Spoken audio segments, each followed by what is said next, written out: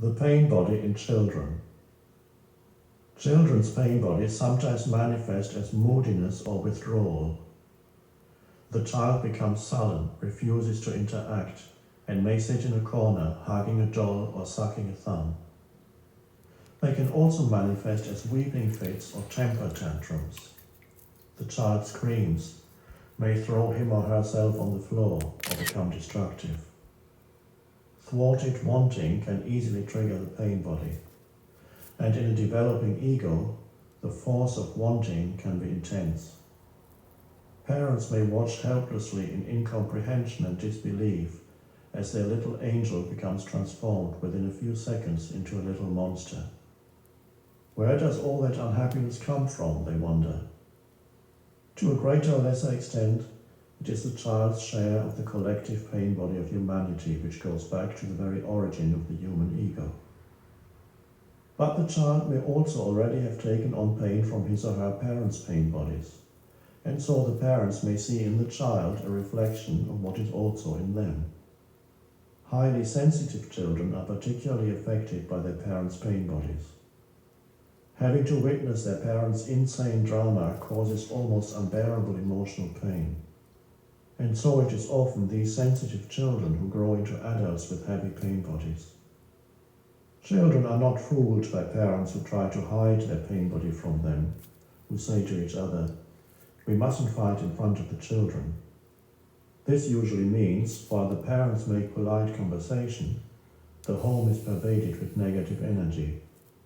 Suppressed pain bodies are extremely toxic, even more so than openly active ones. And that psychic toxicity is absorbed by the children and contributes to the development of their own pain body.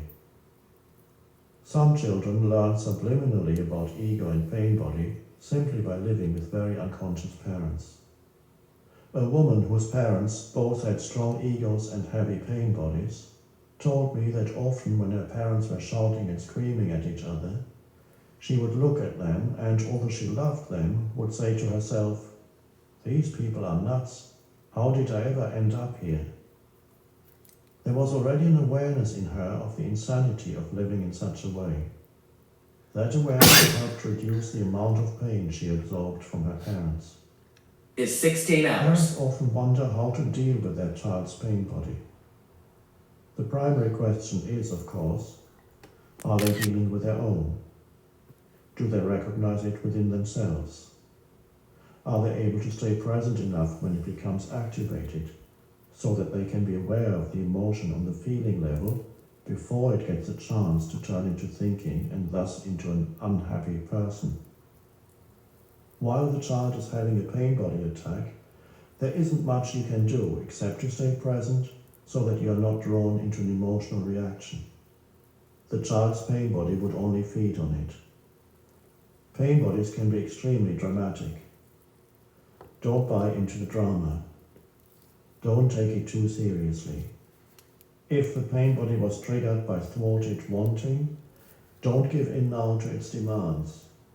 Otherwise, the child will learn, the more unhappy I become, the more likely I am to get what I want. This is a recipe for dysfunction in later life.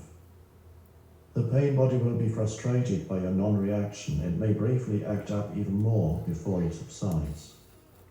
Fortunately, pain body episodes in children are usually more short-lived than in adults. A little while after it has subsided, or perhaps the next day, you can talk to the child about what happened. But don't tell the child about the pain body. Ask questions instead. For example, what was it that came over you yesterday when you wouldn't stop screaming? Do you remember? What did it feel like? Was it a good feeling? That thing that came over you, does it have a name? No?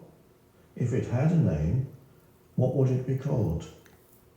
If you could see it, what would it look like?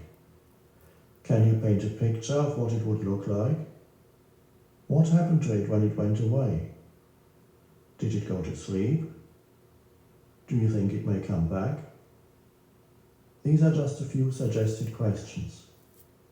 All these questions are designed to awaken the witnessing faculty in the child, which is presence. They will help the child to disidentify from the pain body.